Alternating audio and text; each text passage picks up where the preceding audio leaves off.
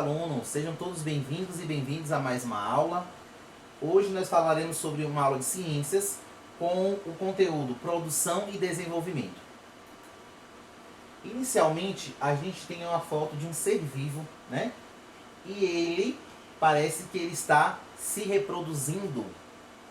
E aí eu pergunto, o que está acontecendo com esse ser vivo? Acabei de dizer, então ele está se reproduzindo. Lá na frente, saberemos que animal é esse que está em processo de reprodução. Aí a gente faz uma primeira pergunta.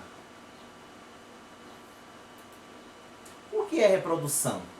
O que viria a ser reproduzir? É uma característica fundamental de todos os seres vivos, permitindo a formação de novos indivíduos, assegurando a perpetuação de suas espécies e, consequentemente, a continuidade da vida no nosso planeta. Então, os seres vivos, eles constantemente estão em processo de reprodução. Né? E é isso que faz dar essa continuidade a todas as suas espécies. Reprodução dos animais, é o qual a gente vai focar um pouco aqui na aula. Você sabia que nem todos os filhotes são cuidados pelos pais? Né? Existem os animais que são cuidados, né, no seu período de reprodução pelos pais, porém, nem todos são cuidados pelos pais. Por exemplo, as tartarugas, mesmo dentro do ovo, os filhotes não contam com ninguém para cuidar deles.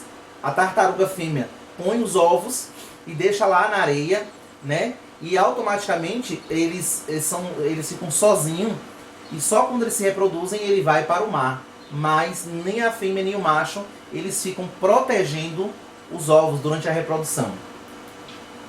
Isso também acontece com o bicho da seda e as rãs. O bicho da seda é o bicho que eu apresentei anteriormente no primeiro slide. E no caso desses dois animais, tanto o bicho da seda quanto as rãs, há algo ainda mais curioso, que ambos, ao nascer, os filhotes são bem diferentes dos adultos. Eles passam por um processo de transformação totalmente radical durante o seu desenvolvimento. Processo esse que nós consideramos e chamamos de metamorfose. Se vocês observarem, há uma diferença enorme de uma rã ou de um bicho de seda quando é pequenininho e quando ele vai se desenvolvendo, ele se torna um animal totalmente diferente. Aqui nós temos a exemplificação de um processo de produção, né, de reprodução de uma borboleta. Aqui é uma imagem aumentada desse primeiro processo, que é o processo da ovulação. Né? Aqui são os ovos da borboleta e aí perpassa todo o processo de desenvolvimento.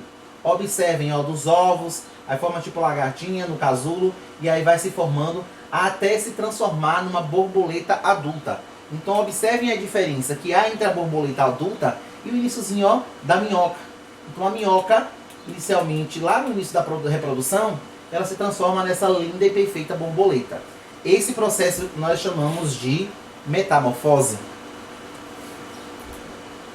Saber que há diversidade de formas de reprodução e desenvolvimento é importante, pois, além de aprendermos mais sobre os seres vivos, adquirimos conhecimentos que nos permite protegê-los da extinção.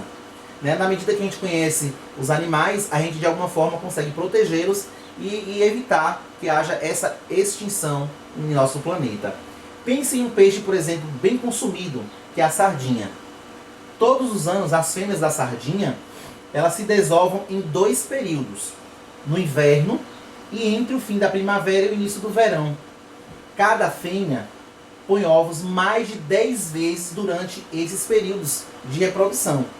Você já pensou o que poderia acontecer com as sardinhas se elas fossem pescadas o ano todo sem intervalos?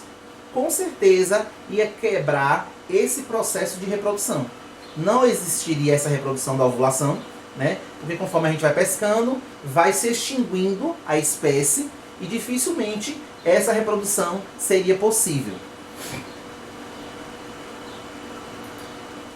Saber que as sardinhas se reproduzem em determinadas épocas é muito importante, com certeza. Assim podemos evitar que elas sejam pescadas nas épocas em que estão se reproduzindo. O resultado é que mais ovos poderão ser postos e a produção das sardinhas poderá se manter. Poderá se produzir muito mais sardinhas se elas não forem pescadas nesse período de reprodução. Então, se a gente sabe que existe um período específico de reprodução, então se pesca em um período que não seja esse exclusivamente onde elas estão em fase de reprodução. Aqui nós temos aqui a exemplificação de alguns animais em seu processo de desenvolvimento. Aqui na primeira imagem nós temos o salmão, ele mede em torno de 60 centímetros. O salmão ele nasce em rios e vai para o mar se reproduzir durante a sua fase adulta, né? Aqui nós temos os dois salmões. Logo após nós temos a ema. A ema ela adulta, ela mede em torno de 1 metro de altura. Aqui é uma adulta e outro filhotinho. As emas vivem em grupos grandes de indivíduos. Só que um fator interessante sobre a ema é que a fêmea põe os ovos, porém não é ela mesma que cuida durante a reprodução. O macho é quem cuida de todo o processo da reprodução e toma conta também da fêmea. Aqui nós temos o bicho da seda, que foi a primeira imagem que nós mostramos. E aqui está o processo de desenvolvimento da seda. Primeiramente tem os ovos, que depois se formam em lagarta. Ela pode chegar a 5 centímetros de comprimento a lagarta. Depois a lagarta se transforma em casulo. Ó, o casulo ele pode chegar a 3 centímetros, esse casulo aqui, com pupando no seu interior.